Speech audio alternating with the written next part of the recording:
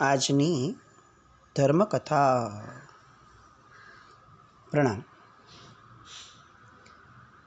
મુનીશ્વર સ્વામી ભગવાન એમની ભવયાત્રાના નિર્ણાયક પડાવ પર હવે પહોંચ્યા છે.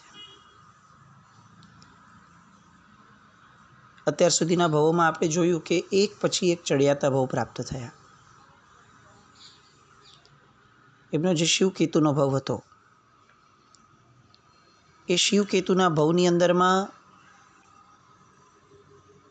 બહુ જ થોડાક દિવસો માટે સમ્યક દર્શન પ્રાપ્ત કર્યા પછી એમણે જે ધર્મનું સેવન કર્યું, ચારિત્ર જીવનનું આ સેવન કર્યું,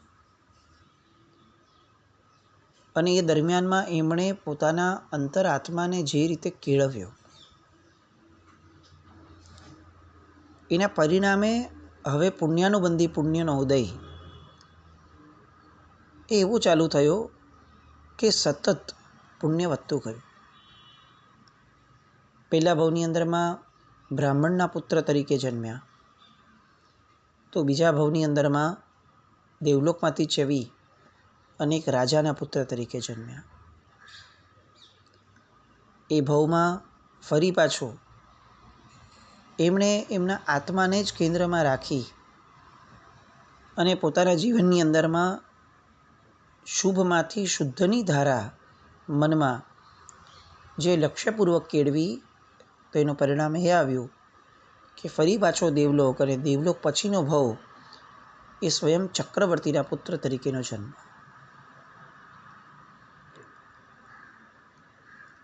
આપણને આ બહારની ભૌતિક સમજણ દ્વારા જે સમજવાનું છે એ આ છે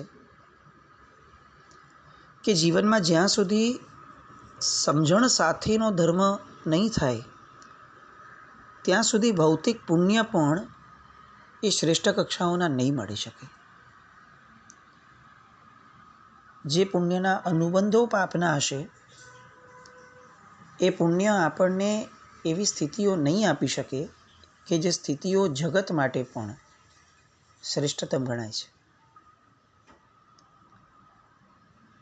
ફરી પાછા વજ્રકુંડલજીનો ભવ આપણે જોયો, એટલે હવે દેવલોક પાંચમા મહર્ધિક દેવલોકની અંદરમાં જન્મ, અને એ મહર્ધિક દેવલોકથી હવે એમનું આયુષ્ય પૂર્ણ થતાં નવા જન્મના ચોઘડિયા વાગવા લાગ્યા. કુદરત આવા આત્માઓને પોતે જાણે પોતાનું લાડકું બાળક છે એ રીતે એમને એવી યોગ્ય જગ્યાઓએ મૂકે છે કે જ્યાં એનો ઉત્કર્ષ થાય. તમે જુઓ, કેટલાક વ્યક્તિઓ આજે પણ જગતમાં એવા હશે કે જેમને અનુકૂળ જગ્યાઓએ એમનો જન્મ થયો, એ પછીથી એમણે પોતાની દિશા પકડી, જે કદાચ જગતને વિપરીત પણ લાગે કે ભાઈ આ જન્મ્યો છે જે કુળની અંદરમાં, જે ઘરની અંદરમાં, એ જન્મની અંદરથી આ ઘરની જે લીગસીને એણે કેરી ફોરવર્ડ કરવી જોઈતી હતી એના કરતાં કંઈક ભિન્ન એનું જીવન થઈ રહ્યું છે. આવું કેમ થતું હશે? મૂળભૂત કારણ એક જ છે કે બાળક પૂર્વનું પુણ્ય લઈને જો આવ્યો હોય તો શ્રેષ્ઠતમ કુળોમાં જન્મ થશે, જ્યાં ભૌતિક સમૃદ્ધિ પણ ઉચ્ચ કક્ષાની હશે અને જ્યાં એની માટે એના ધર્મની, એના અધ્યાત્મની અનુકૂળતા પણ શ્રેષ્ઠ કક્ષાની હશે. જંબુદ્વીપનો દેશ, પૃથ્વીના તિલક સમૂહ ભરત ક્ષેત્ર, એમાં આર્યભૂમિ દક્ષિણ ભરતખંડની મધ્યવર્તી પ્રદેશ એટલે કે મધ્યખંડ, અને મધ્યખંડની અંદરમાં શૂરસેન નામનો દેશ. આ દેશની અંદરમાં ચંદ્રપુર નામનું એક સુહામણું નગર, અને ચંદ્રપુર નામના નગરના એ નરપુંગવ નામનો રાજા. ન્યાયી છે, સદાચારી છે, પ્રજાના પ્રેમાળ પિતાસમો છે, અને સૌથી મહત્ત્વનું જીનધર્મી છે. જન્મથી ધર્મની વાત એ સમયે ન હતી, મતથી ધર્મની વાતો એ સમયે હતી. ધર્મ પ્રમાણે લોકોના વિભાજનો નહોતા થયા, લોકોના વિભાજનો વર્ણ વ્યવસ્થા પ્રમાણે થતા. આ એ સમયગાળો હતો. એટલે ક્ષત્રિય કુળમાં ક્ષત્રિય વર્ણનો આ નરપુંગવ રાજા અને એની પુણ્યશ્રી નામની પટરાણી. પટરાણી પણ કેવી? તો કે રૂપે મગમગતી, ગુણો વડે ઓપતી, શીલ ધર્મથી અલંકૃત થતી. આપણે કોઈ પણ પ્રાચીન ગ્રંથો લેશું, સ્ત્રી વૈભવશાળી હતી, એ ગુણિયલ હતી, એ દર્શાવવા માટે જ્યારે એના વિશેષણો મૂકવામાં આવશે ને ત્યારે અચૂક એક વિશેષણ એનામાં મૂક્યું હશે, એ છે શીલ ધર્મથી શોભતી. કારણ કે આપણે ત્યાં સ્ત્રીપણું એ શીલ ધર્મના પાલન માટેનું સાધન ગણ્યું છે. ચોક્કસ ઘણી બધી જગ્યાઓએ આપણને એવું વાંચવા સાંભળવા મળે છે કે નારી નરકની દીવડી, પણ એ બીજા માટે. ક્યાંય એવું સાંભળવા નથી મળ્યું કે નારી એટલે નરકેશ્વરી. આ નથી આવતું. નારી પોતે નરકમાં જાય એવી વાતો નથી આવતી. હા, નારીના કારણે એનો બિચારાનો જે ભવ છે એ ભવના કારણે નારી પ્રત્યે આકર્ષાય અને કેટલાક લોકો એ પોતાની દુર્ગતિનું ભાજન બાંધી લે છે.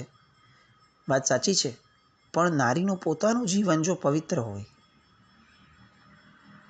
તો એ પવિત્રતા એ ચોક્કસપણે એને ઉર્ધ્વગામીની બનાવે જ છે. શીલ એવો ધર્મ છે કે જે સ્ત્રીપણાની અંદરમાં હાઈએસ્ટ પાડવા માટેનું કુદરતનું તંત્ર છે.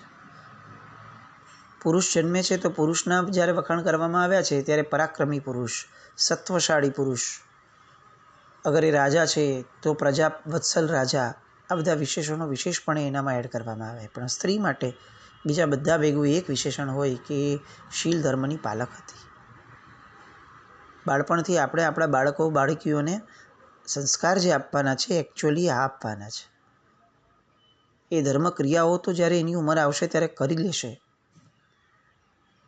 મૂળભૂત સંસ્કાર એ જે પાયાના ધર્મો છે, દાન, શીલ, તપ અને ભાવ, એના છે. અહીંયા એ રાણી પુણ્યશ્રી, રાજા પણ રાણીને ચાહે, રાણી પણ રાજાને ચાહે. બધાના વર્તનો, વાણી, આ બધું એટલું બધું સંપન્ન હતું કે એના કારણે દરેક જગ્યાએ આનંદ, સુખ અને કિલ્લોલ, આ આખું વાતાવરણ ધર્મપરાયણ, સુખથી ભરપૂર એવું જીવન. અને એવામાં પુણ્યશ્રીએ એક મધ્યરાત્રિએ એક અનુપમ સ્વપ્ન અવલોક્યું. સ્વપ્ન એવું હતું કે જેમાં શ્વેત વસ્ત્ર, શ્વેત કપૂરનું વિલેપન, શ્વેત પુષ્પની માળા, શ્વેત સુવર્ણના અલંકાર, આ બધાથી વિભૂષિત અને માધુર્યથી છલકાતા, સ્મિતથી હસું થતા મુખડાવાળી શ્રીદેવી એ એની સામે પ્રગટ થયા. અને પ્રગટ થઈ અને એમને પુણ્યશ્રીને વરદાન આપ્યું કે દીકરી, તને સર્વ ગુણોથી યુક્ત, સત્વશાળી અને કામદેવ જેવા રૂપવાન પુત્રની પ્રાપ્તિ થશે.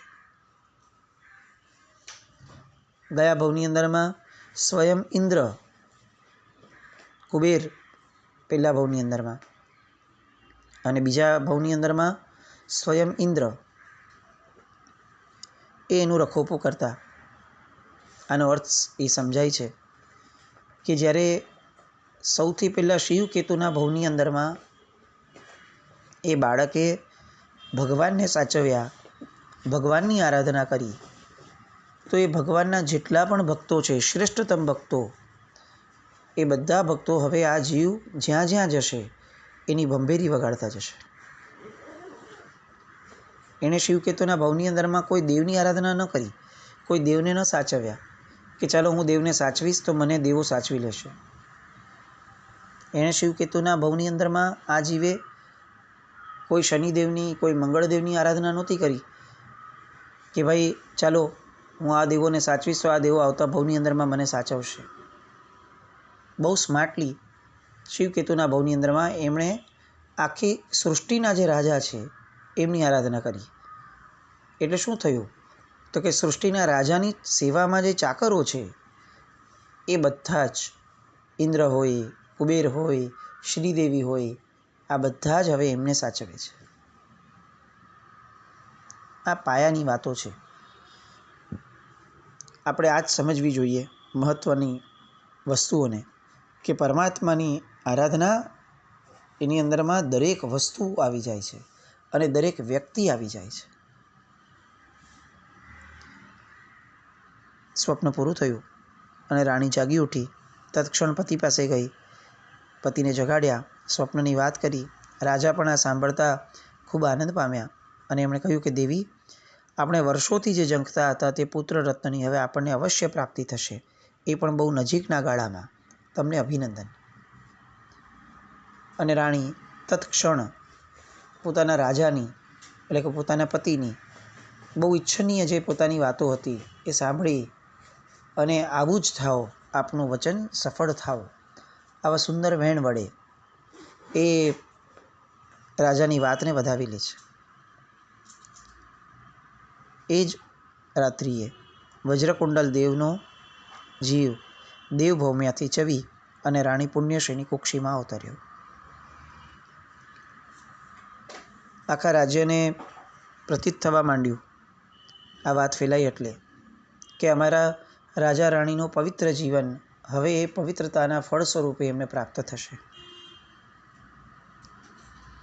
આ બાજુ રાણીને ગર્ભની અંદરમાં બાળક આવવાના કારણે આજુબાજુનું વાતાવરણ એ એને અનુકૂળ થવા લાગ્યું. જાણે બધી જ વસ્તુઓની અંદરમાં અભિવૃદ્ધિ થવા લાગી. જે લોકો એમના આ ગર્ભકાળ દરમિયાનમાં યુદ્ધ કરવા માટે જે રાજાઓ આવ્યા હતા નગર ઉપર, એ બધા સામે ચાલી અને સંધિ કરી અને વયા ગયા. અકારણ બાળકનો, ગર્ભમાં રહેલા બાળકનો આ પ્રભાવ. 3 મહિના થયા. રાણીને મનોરથ થયા કે ચતુરંગી સેનાથી પરિવરેલો હું હાથીના હોદ્દે સામ્રાજ્ઞીની હેસિયતથી હું નગરની યાત્રા કરું. નગરમાં જૈન ચૈત્યોમાં પૂજા રચાવું. નગરમાં ચોરે ને ચોટે હું મારા હાથે દીન દુખિયાજનોને મોં માંગ્યા દાન આપું અને એમના દુઃખોને ફેડું. આવા બધા મનોરથો થવા લાગ્યા. આ મનોરથો એ અંદરમાં રહેલા બાળકની મનોવૃત્તિ, એની આત્માની વૃત્તિના પડઘા સ્વરૂપ હોય. હવે આને બીજા પ્રકારે જોઈએ. કદાચ આ સમયે આપણને માતાઓને, અત્યારની માતાઓને આવા મનોરથો નથી થતા,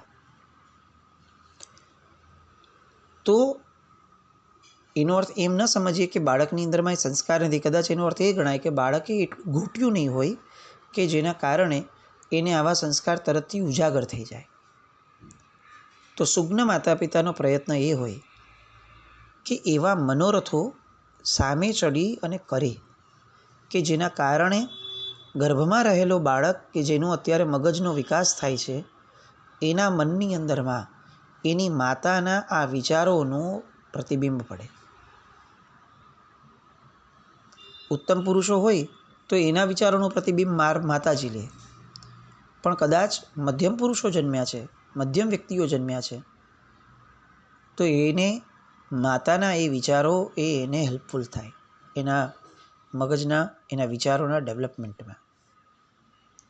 એટલે આપણે ત્યાં ગર્ભકાળ દરમિયાનમાં આવી બધી વાતોની અંદરમાં રમમાણ રહેવા માટે સ્ત્રીને હંમેશા કહેવામાં આવતું. સ્ત્રી વિશેષપણે કોઈ નબળા સ્થાનોમાં જાય પણ નહીં, કારણ કે નબળા સ્થાનોની ઉર્જાથી એ સ્ત્રી એ કદાચ કેટલેક અંશે બગડી શકે એમ છે કે જેના અસર એના બાળક પર પડે.